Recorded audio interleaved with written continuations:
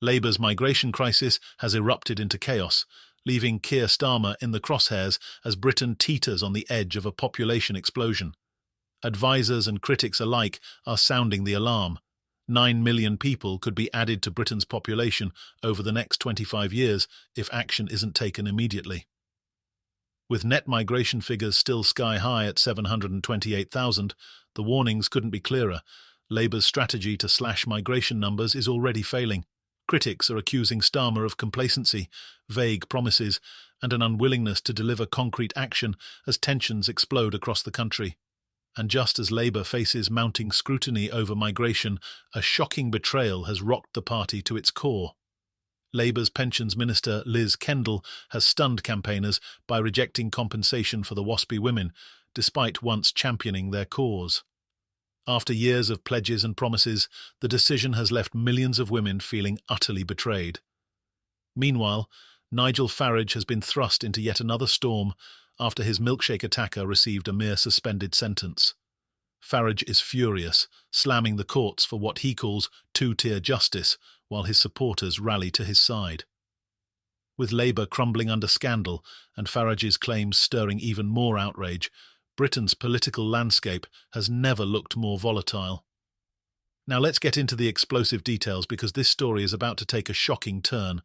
Don't forget to like and subscribe so you don't miss a single moment. This is just the beginning. The numbers are impossible to ignore. In the year leading to June 2024, net migration reached a staggering 728,000, down 20% from the previous year, but nowhere near enough to avoid what critics are calling a population catastrophe. Alp Mehmet, chairman of Migration Watch UK, has painted a grim picture, warning that even half of the current figures would see millions added to Britain's population in the coming decades. It's unsustainable, Mehmet thundered in an interview, accusing Labour of sleepwalking into a crisis of epic proportions. While Keir Starmer has made vague promises about reducing reliance on overseas workers through a skills policy, the Migration Advisory Committee, MAC, has delivered a blunt reality check. Their latest report has slammed the idea that a one-size-fits-all approach will solve the problem. Instead, they argue that migration issues must be tackled sector by sector.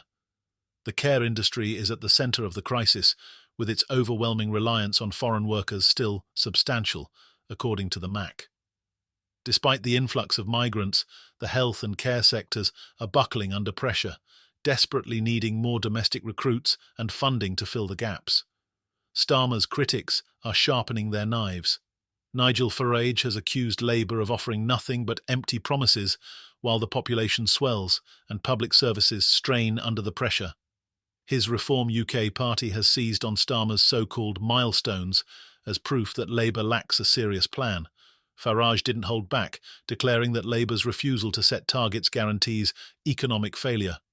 Public anger is boiling over as people face rising house prices, overcrowded schools, and crumbling infrastructure, yet Starmer remains largely silent. His failure to take decisive action has left a power vacuum, one that critics like Farage are more than happy to fill. But Labour's woes don't end there. In a stunning turn of events, Pensions Minister Kendall has found herself at the centre of another political firestorm. For years, Kendall publicly supported the WASPy campaign, a group representing 3.8 million women born in the 1950s who were impacted by the state pension age equalisation. These women argue they were left in financial hardship due to inadequate warnings about changes to their retirement age, and in 2021, the Parliament and Health Service Ombudsman ruled that they had been victims of maladministration. Back in 2019, Kendall was singing a very different tune. On her website, she proudly declared herself a long-standing supporter of the WASPy women. She attended meetings, signed pledges, and promised to fight for their compensation. Fast forward to today, and those same women are reeling from betrayal. Earlier this afternoon, Kendall announced that Labour would not implement the compensation package recommended by the Ombudsman, which would have paid out up to £3,000 per woman. Her reasoning? Cost. Kendall argued that the proposed package, estimated at £3.5 billion to £10.5 billion, would be unfair to taxpayers. But to WASPy women, this justification feels hollow. Many took to social media to remind Kendall of her past promises, with posts tagged directly to her handle declaring, "You promised." Campaigners are furious, branding her decision as an unprecedented political choice and accusing Labour of abandoning them. Angela Madden, chair of the WASPI campaign, compared Kendall's rejection to Boris Johnson's government, calling it a kick in the teeth for women who have been fighting for justice for years.